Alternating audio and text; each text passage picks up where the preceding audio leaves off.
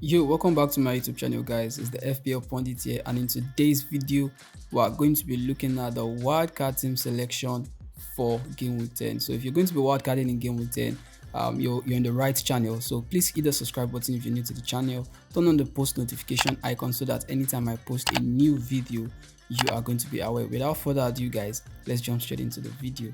Okay, so now this is the squad selection I did in Game Week 9 for wildcarding, and if you're going to be wildcarding in Game Week 10, you should consider what I'm going to be telling you in this video. So let me make you understand something concerning wildcard. Wildcard allows you to make unlimited transfers to make a permanent change to your squad. So if your squad is going south now and it's not looking nice and you need to make multiple transfers, I would say this is the time you should use your wildcard. And wildcard is given twice a season.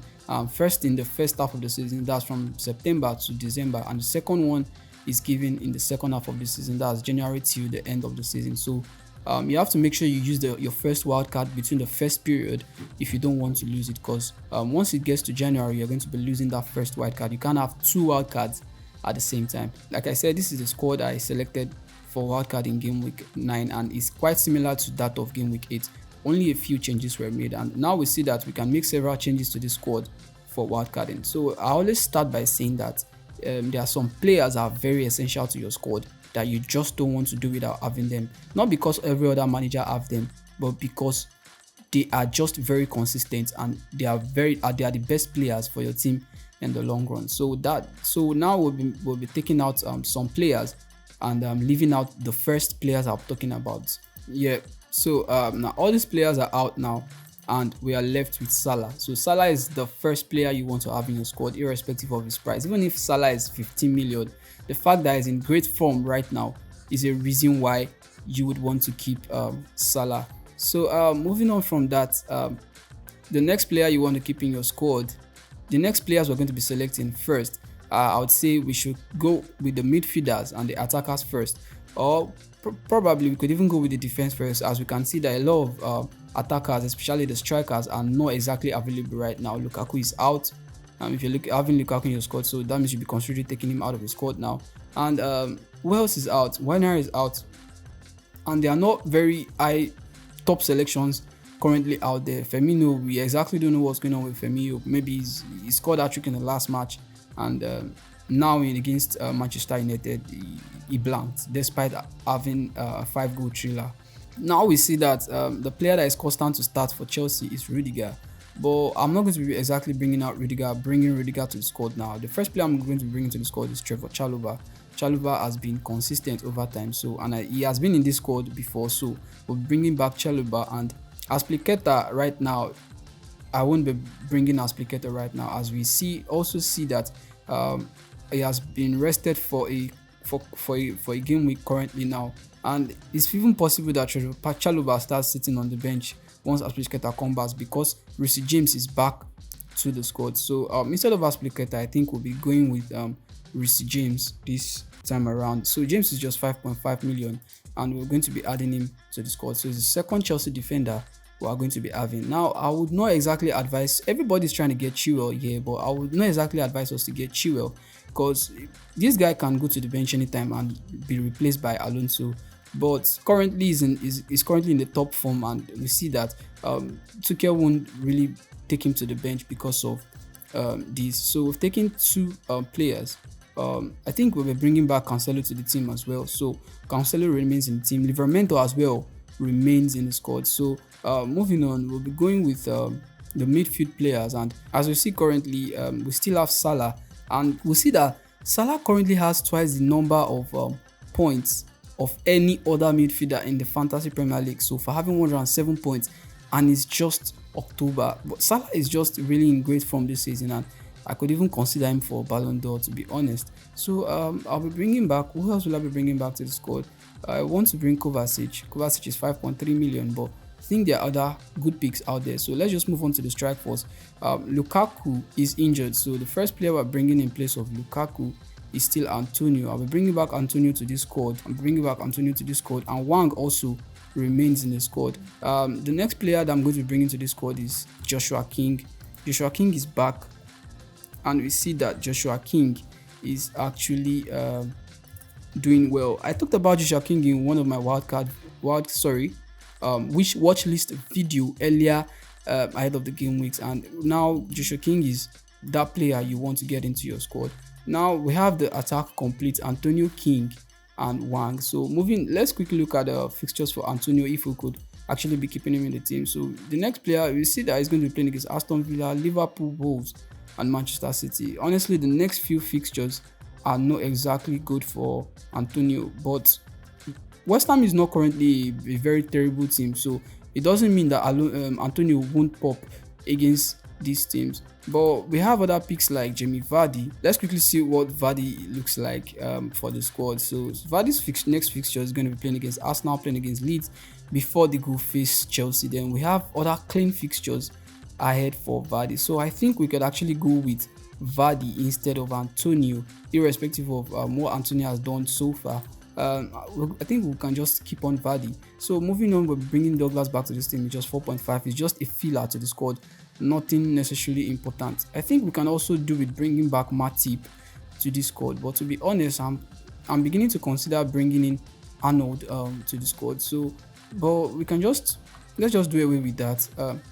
Okay, the next player I'll be bringing to the squad is Son. We can do with bringing Son to the squad, and I think we can do with keeping Townsend in the squad as well. We're left with 24.6 million, and I'm taking out Fornals of the squad now. It's been how many game weeks now, and Fornals also hasn't done anything. So there are other players one could go with now with the injury of Mason Mount and Lukaku. With the injury of Timo Werner and Lukaku. The next player I want to consider bringing is either Havertz or Mount, and we can see that Mount is 7.5 million. That's way cheaper than Havertz. So we'll go for Mount, and we could even still bring in Demarai Gray. Yeah, we have just 17 million left. Let's bring back the goalkeepers, and this time around I think we'll be going for Mendy. Mendy has been keeping a clean sheet and he's been getting bonus point as well, but as it seems, it looks like I can't sign Mendy because I'm already having too many players from Chelsea. Okay, I think we can just take him out and bring in Sanchez. Sanchez of Brighton is another very good pick for your fantasy Premier League. So we'll be bringing Sanchez in place of let me see the fixtures of Guaita before I take him out. He's going to be playing against Manchester City next. He could sit on the bench, he could start. And Crystal Palace honestly have been conceding. Brentford actually has very good fixtures. So I'll be keeping Brentford goalkeeper Raya and taking out Guaita to replace him with Brighton's Sanchez. Sanchez is going to be playing against Liverpool, and after that we see some good run of fixtures ahead. So it's actually a very good pick. So we have 8 million left, and I have the luxury now to sign Alexander Arnold back to this squad. So I'll be going with Arnold as the player to sign. It's just 7.6 million, and I think this will be my team selection for Game Week 10 wild carding. So if you wild carding in Game Week 10, you could arrange your squad like this. All these players currently in the defense can actually start. This is crazy right now. And the midfield also is balanced. It's just the attack that seems a little bit shaky. So I have 0.4 million in the bench, and I think that is going to be that's actually okay. We're keeping Jamie Vardy. Now Jamie Vardy has a knee injury, and he has 75% likelihood of playing in the next match. So I think because of this injury thing. So since it's wildcard, you have the luxury of keep changing your squad and adjusting your transfer up until the game week deadline gets in place. So you can take out Vardy if you're not sure that Vardy is going to be starting, or if you're not sure that Vardy is going to be fit. So we'll be bringing in back Antonio for Vardy. So now Antonio stays here back in the squad, and just keep tabs on the news and try to know Vardy's availability. If Vardy is going to be fit, then you can replace him back with Antonio, but if Vardy is not going to be fit, Antonio remains in the squad. So this is going to be now if you take out Vardy, you still have like 3.1 million to sign a player, and honestly, to be honest, this is crazy. We have Son already. Okay, probably we should just go for Kane instead. Kane, this is 11.2 million, and I don't think that will be enough to sign Harry Kane. Harry Kane should be about Harry Kane is 12.1 million, so we can't use this fund to sign Harry Kane. Let's look at Tottenham's next fixtures ahead and see wow, the next fixtures ahead actually look very good, and to be honest, it might be a good time to sign Harry Kane. So let's try and bring Harry Kane to the squad and see what we can work around. So if you bring in Harry Kane to the squad, I think the attack now looks a little bit balanced, way balanced and better than previously. So we have 0.9. That means we'll either take out a player that who is about 1 million and bring out someone who's just average. So if that be the case, I think I might want to take out Manchester City's player. Manchester City's next few fixtures are actually shaky. They're going to be playing against Crystal Palace, Manchester United, Everton, and West Ham. So we could even see them concede goals. This time around, I think maybe I want to keep Arnold in the squad. Arnold currently has 51 points and it's 7.6 million. I know it's quite expensive. Yeah, Arnold is expensive, but I think it's just worth the price. Arnold is worth the price. So let's try and see if we can just keep Arnold in the squad. He's currently the most performing defender, followed by Cancelo. So Cancelo is 6.2 million and Arnold is 7.6 million. If that be the case, then I think we might just want to take Arnold away and bring in Cresswell. So, but I still need to kind of have a Liverpool defender. Let's see the next few fixtures for Liverpool. They're going to play against Brighton, West Ham, Arsenal, and the fixtures ahead are just there, are not exactly perfect. And the fact that they were able to keep a clean sheet against Manchester United doesn't mean that they won't concede in other matches. So I think I'll just go for Cresswell. He has almost the same points as even the expensive one, and it's just 5.5 million. So I think we have enough funds to keep Kane in the squad and still even have some more money on the bench. So now this is going to be my team selection for wildcard in game week 10. So we'll keep the transfers, and this is what it's going to look like. So if you're going to be lining up the players, I think this is actually good enough. Chalobah, James, Cancelo, Cresswell, Salah, Son, Mount, Wang, King, and Kane. And Salah as the captain, definitely again make Salah the captain. Anyone can be your vice captain. So I think this lineup is actually quite good for your team selection. If you're going to be doing team selection for game week 10 and you're going to be using this wildcard format I have given you, you can go with this selection. But you can also make a substitution and take out Cresswell, or you don't want to start two Chelsea defenders.